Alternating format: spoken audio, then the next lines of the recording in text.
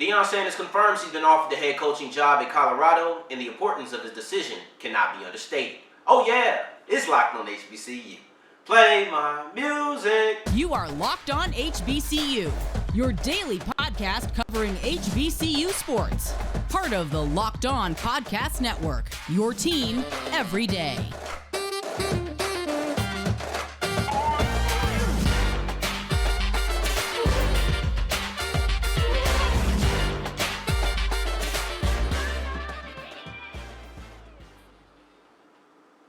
What's going on, family? Welcome back to another episode of the Locked on HBCU podcast, your number one daily one-stop shop for everything HBCU athletics, Monday through Friday, part of the Locked On Podcast Network, your team every day. And now, of course, I'm Darian Gray, a.k.a. the Mouth of the South, Texas Southern alum and former TSU Herald Sports editor. Thank you for going on this journey with me, making Locked on HBCU your first listen of the day every single day. I truly do appreciate it. And remember, just because the mic cuts off does not mean that the journey is over. It just means it's time to follow me on Twitter at South Exclusives. And today's episode is brought to you by Omaha Steaks, a gift from the heart, a gift that will be remembered with every unforgettable bite. Order with complete confidence today, knowing you are ordering the very best. Visit omaha.com, omahasteaks.com, and use the promo code LOCKEDON at checkout to get that extra $30 off your order. And we're going to talk about them a little bit later in the episode. But this is decision time. This is major. Deion Sanders has confirmed that Colorado and others, not just Colorado, even though we're going to focus on them because they got a name on it, but Colorado and other bigger schools have offered him the head coaching position. Whew. Like, this is something that we need to unpack. This is something we definitely need to unpack because it is an important decision, not only for Deion Sanders, not only for Jackson State, but then also for all HBCUs. It's truly that important. And here's the thing. The ball is in his court. Whatever he decides is on him now. And there's been so much speculation. It's almost as if so many media members and depending on, certain rival HBCU schools have waited on this day for a Power 5 school to offer Deion Sanders. At first it was, he's only going to be here for a little bit. He's going to get a Power 5 offer, and then he should get one. Then he's in contention for one, and now his name is closely connected, and we think he's been offered. No more speculation, no more guessing. Deion Sanders has came out flat out and said, yes, Colorado offered me, and so did others. He declined to answer, or name the others, but he did say Colorado did offer me. This isn't the first time that he's confirmed a rumor. If I'm not mistaken, he confirmed that, I interviewed for the Texas Christian job last year in Fort Worth. We thought maybe he'd be returning to the DFW Metroplex, somewhere where he achieved great success as a player in the NFL. Didn't happen. You know what I'm saying? TCU's striving, Jackson State's striving, it's all good. But now Colorado's out here. And there's a big difference between an interview and an offer. Deion Sanders has always said, I'd be a fool not to consider a Power 5 offer. Well, here we are today. And I don't think Deion Sanders is a fool, so he is going to consider this Power 5 offer. And the only thing standing in between Deion Sanders and Colorado is Deion Sanders. This is what I mean when I say the ball is in his court. Whatever his decision is going to be, it is going to be a pivotal moment in HBCU athletics. I promise you. This is going to be extremely important, and it's going to be a statement for Deion Sanders. If he leaves, no harm, no foul. I'm not over here like, Deion Sanders is da-da-da-da. I'm not finna slander the man because he decided to go somewhere else. Not at all. If he decides to leave, it's time to reflect on what his legacy is in the SWAC. Even though he hasn't been here for a long time, I believe he has made enough of an impact where, we can talk about legacy. And I think it's deserved. He definitely has an impact. And you can't mention the past couple of years and probably the past or the next couple of years without talking about Deion Sanders. That's just what it is, even if he left today. But if he declines, now there is where we have some fun. If Deion Sanders says, I don't really want to go to Colorado. I'm going to stay right here at Jackson State. Or no, I don't want to go to Colorado or any of these other schools because there are others. This is a huge W for Jackson State. Yeah, HBCUs get a little residual W from it. But this is a huge win for Jackson State. Because I've always said that I think Deion Sanders could truly build a legacy at Jackson State. I really think that if he wanted to, he could coach here for the next 10 years. and build a true legacy with Jackson State. But let's not even look that far forward. If he just decides, no, I'm not going to do it, this is huge because everybody said when Deion Sanders got an FBS, specifically a Power 5 offer, he's gone. Period. And people have already done this. I ain't trying to hit it. Oh, well, Colorado's not a good job. You changing the goalpost. You shifting your argument. You changing narratives. Because it was never, it had to be a great Power 5. Great Power 5s ain't opening up. There's a reason that these Power 5 schools keep coaches, because they're good. You think that if USC and Lincoln Riley have a lot of success, they're going to say, you know what, we're going to move on from you. No. The only reason Lincoln Riley left a successful Oklahoma, which was a Power 5 school, was because Lincoln Riley chose to. These jobs don't just open, so of course it's not going to be the greatest Power 5. But that was never the case. But now that Deion Sanders is connected to Colorado, and people want to say, oh, he ain't going to take Colorado, it's not a good job, why would he? Don't tell me that don't count. Don't try to tell me it's not a big deal if he passes up on this because it's Colorado. I'm not trying to hear that, because truly, you're discrediting what he has built at Jackson State. And you're shifting the argument. Who cares? Who really cares, right? Because what are we saying? Are we saying one day Deion Sanders is going to leave? Yeah, probably so. You know, like, honestly, Deion Sanders is probably going to coach somewhere other than Jackson State at some point in his career. But here's the thing. How many schools do you really think are completely certain that their coach will never leave them? How many? We just saw Brian Kelly leave a cushy job at Notre Dame to go to LSU and go against Georgia and Alabama. He welcomed that challenge and left a very comfortable position where he's been to the college football playoffs. 90% of schools could have their coach poached, period. Period. Like I don't know why this is a talking point. It really doesn't move me.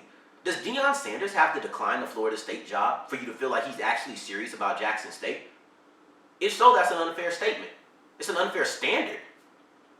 Deion Sanders should not have to leave or decline his alma mater to show you he is loyal to HBCUs. That is not fair to him. Most coaches can be poached, period. That doesn't move me anymore. That just does not move me. The idea that Deion Sanders could leave for the right job. 90% of coaches in college football are leaving for the right job. I don't want to hear that. It doesn't move me. I'm sorry. Right? And when I say that, it discredits what he has built at Jackson State. How many HBCU coaches you think are turning down Colorado? For most, it's a step up. Right? That's what you would tell me. That's what you've been telling me. Most would probably say, oh, that's a bigger market. I can do X, Y, and Z. But if he decides to decline Colorado and others, but specifically Colorado, it tells you that at Jackson State, he has built up a major squad. One that is worth declining a Power 5 offer. Period. Because honestly, Colorado could be a stepping stone. If you think Jackson State is a stepping stone, Colorado could be a stepping stone as well. He's turning down Colorado to stay at Jackson State.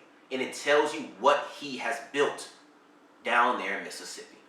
This is a powerhouse on the FCS level who I believe wants to eventually dominate FCS competition. He has his eyes on a lot of things. We'll see if he's able to achieve it, if he even has the time to achieve it. We won't know the answer to this for at least another week after the SWAC championship and possibly after the Celebration Bowl in the middle of December. But I will say this, whatever his decision is, it'll be a pivotal moment, a big deciding moment on how people are going to talk about HBCUs, because I promise you, if he declines Colorado and others to stay at Jackson State, I'm going to be talking about you know what about HBCUs, because we deserve that. And going forward, because that was a major deal, but going forward, we're going to be talking about Benedict College in their first playoff game versus Wingate. How did it go? I'm going to tell you going forward. Before I get into that, however, today's episode is brought to you by Omaha Steaks. And listen, I don't know if you guys remember, last year I was all on Omaha Steaks. I was telling you, man, my cousins don't even need to buy me anything else because I already know. Now listen, I am going to try to wheedle you and talk about, oh, well, this is why you should get Omaha Steaks. But I'm just going to tell you, they have great filet mignon. They have great burgers. They have great boneless chicken if you're into that. I just call them nuggets, but that's neither here nor there, right? This offer is going to give you $30 off And of course, you have to have a minimum purchase. But $30 off your purchase, and Omaha Steaks are back. All you have to do is use the promo code Locked On. If you bought a family member, or a family member bought you this for Christmas or just any special day last year, you understand just how delicioso it truly is. So go ahead and get yourself Omaha Steaks. All you have to do is go to omahasteaks.com and use the promo code Locked On, and you will get $30 off your purchase. Minimum purchase is required. As we continue rolling on today's episode of Locked On HBCU, I appreciate you for making us your first listen of the day every single day. For your second listen of the day, stay right here on this app right here and check out Peter Bukowski and whatever host he is bringing on today for Locked On Sports Today. The local experts talking about the biggest national stories. Who knows, maybe I'll even go on there to talk about Deion Sanders and this Colorado offer. We'll have to see. But today's word of the day is wheedle. It means to use flattery in order to persuade or receive something. And I'm going to do my best to wheedle you guys as time goes on and convince you to get Omaha Steaks. Because I'm telling you, what Michael Irvin said, finger licking good, all right? I hope you guys seen that. Otherwise, y'all just think I'm quoting the wrong person. But anywho, Benedict College has failed to Wingate, and it's been a very, very rough start to the playoffs. Rough year, because it's over now.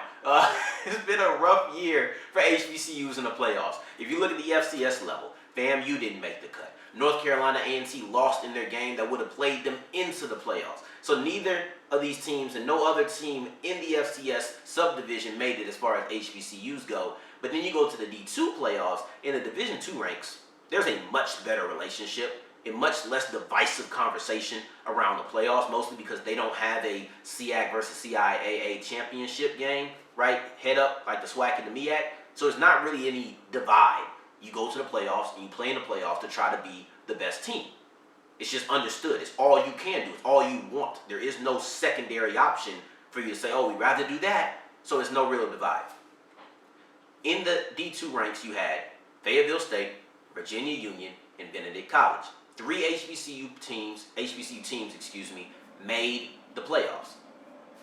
Well, Fayetteville State and Virginia Union, they lost in the first round, of course, but Benedict College had a bye. And now they're playing Wingate, the same team that knocked off Virginia Union, and they got knocked off as well. So all 3 of these HBCUs lost in the first matchup. I'm going to keep this quick because I try not to be too negative, and I already felt like it's just a little too much negativity, but we got to touch on these things. We can't just act like it doesn't happen.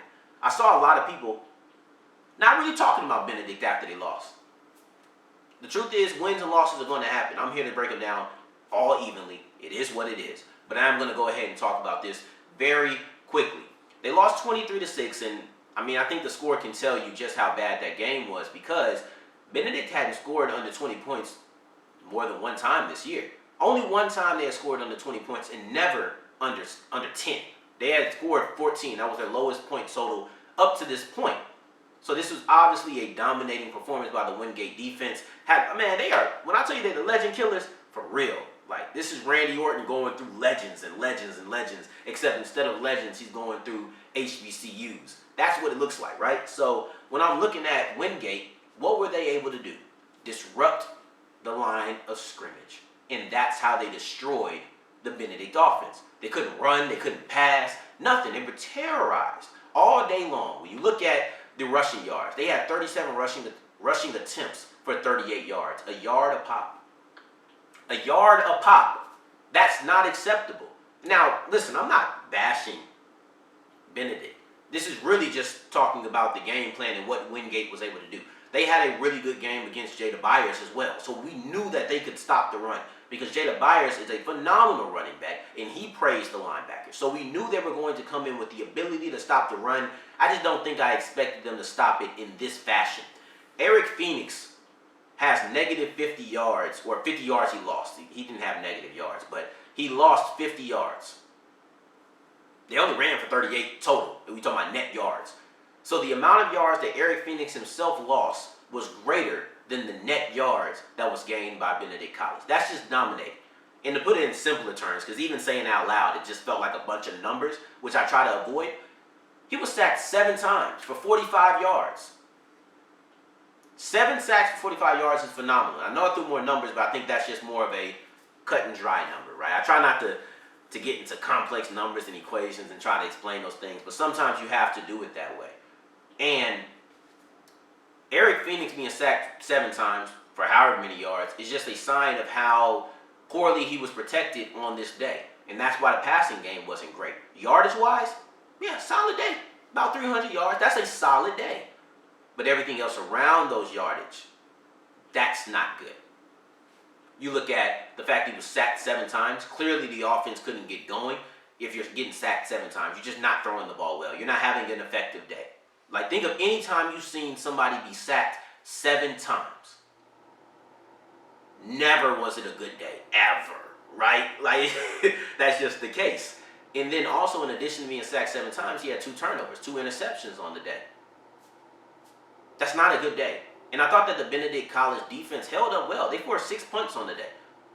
That's a pretty solid day, you know? Like, they gave up 21 points, but it wasn't that bad. I really thought that Benedict College did pretty well defensively. Unfortunately, the Wingate defense did really well too, and better. They forced more turnovers.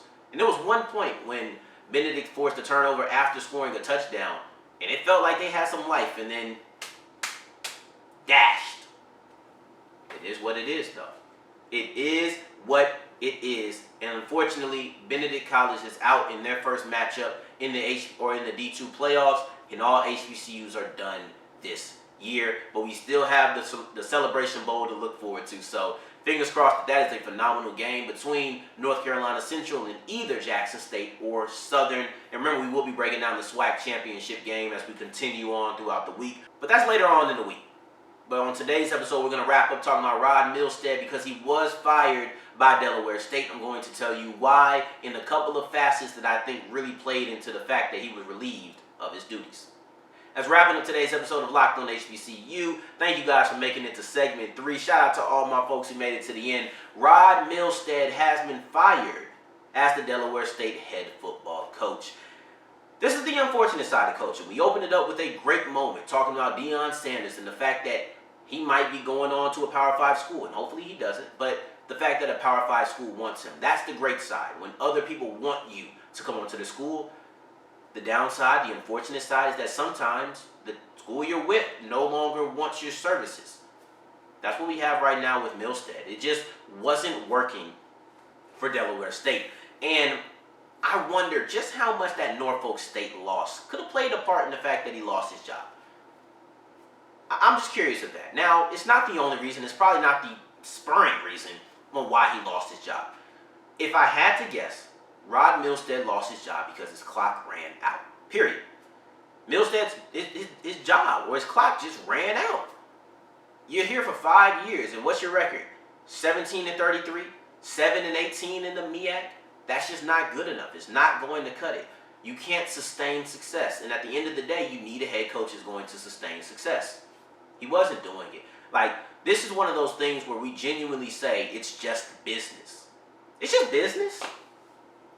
Milstead wasn't getting the job done. You see those records over the last 5 years. They don't have a winning record in any season. They did have their most amount of success last year and this year, going 5-6, which was their best record since 2013. So in about 10 years, you look at it in 2021, so that was 8 years prior. That was the last time they, had a season that good. You're looking at a situation where genuinely Rod Milstead just ran out of time because they did not feel as if he was inspiring confidence anymore. I don't have this inside information. This is just me guessing by looking at the numbers. If you go 5 years and you don't have a winning record, that's not a good thing. That's not something that they're going to praise. That's something that's going to be held against you. It is. And I asked the question because number 2, my second reason, is I wonder how the Norfolk game played a part into this. Because you're supposed to win that game. Like, no disrespect to Norfolk. Nobody expected to lose to Norfolk this year after about, 5-6 games into the season. I'm not saying you chalk it up as an easy win, but you do expect to win it if you're a good team, and that's what you want to be. And unfortunately, Delaware State just was not that this year. They just did not succeed this year. They ended up landing 4th in the conference. They had a really hot start. They ended up slowing down. You go 5-6 last year. You go 5-6 this year. Both of which are your best finishes in 8-9 years, and you get fired. Why is that the case? If I had to assume, it's because after going 5-6 in 2021, he didn't further that momentum. He didn't. He just kind of stayed where he was. It was kind of stagnant. And not only was he stagnant, he started off hot. It looked like, oh, we finna really heat it up. We might be going for the MEAC. You wasn't even top half in the MEAC this year. It's unacceptable. And you lost to Norfolk, a game that you probably feel like you should have won. Plays like this, moments like this, or games like this and moments like this, I do believe are pivotal. They can be deciding factors. Sometimes people just say enough is enough. 5 years, not a lot of success. Is that why he was fired? Was he fired because they lost a very winnable game against Norfolk State? Was he fired because they had a hot start to the season and cooled off? The truth of the matter is, he probably got fired because of a culmination of all of these things. He probably got fired because his clock simply ran out. Not enough sustained success, not enough motivation or momentum, not enough feeling like you're headed to the promised land, and it's been enough time, period. I don't think that this is anything to get up in arms about. It's just simply the time ran out. And you can see this happen with coaching all over the country. No matter how likable you are, no matter how much connection you have to the program, no matter how much people feel like you just haven't had X, Y, and Z, if the results aren't there, you get fired. And unfortunately, that's what happened to Rod Milstead. Of course, they wish him the best on his future endeavors. I do the same. But it will be very interesting to see who they are going to hire for their next coach. They have an interim coach right now. I don't really know why. I don't know why you need an interim coach. Maybe they don't think they're going to hire somebody before the spring. I think they should. I mean, you got months before spring practice, so we'll see. I think early signing day is coming up. It'll be nice to see if they could get a coach by then, but you don't want to rush the process. They would definitely have a coach by signing day. It wouldn't make sense if they didn't, and I can't wait to see who their coach is going to be. It's going to be a new man in charge at Delaware State. Let's see who it's going to be. But I appreciate you for making us your first listen of the day every single day, guys. This makes my day to know that I'm a part of your daily routine. For your second listen of the day, make sure you're checking out Locked On Sports Today on this very here platform. You don't even have to change. Just type in Locked On Sports Today wherever you're listening to me right now, and you will find Peter Bukowski in the list of hosts that he could be bringing on any given day. Now, in the meantime, in between time, if you're looking for me, we'll be back tomorrow to talk about another head coach who has been connected to a FBS job. Not quite Power 5, but Willie Simmons has been connected to Florida Atlantic. We'll be talking about that on tomorrow's episode. And in the meantime, in between time, if you're looking for me, you can find me on Twitter at South Exclusives. Until the next time that we hear each other, family, take care, stay blessed. Peace.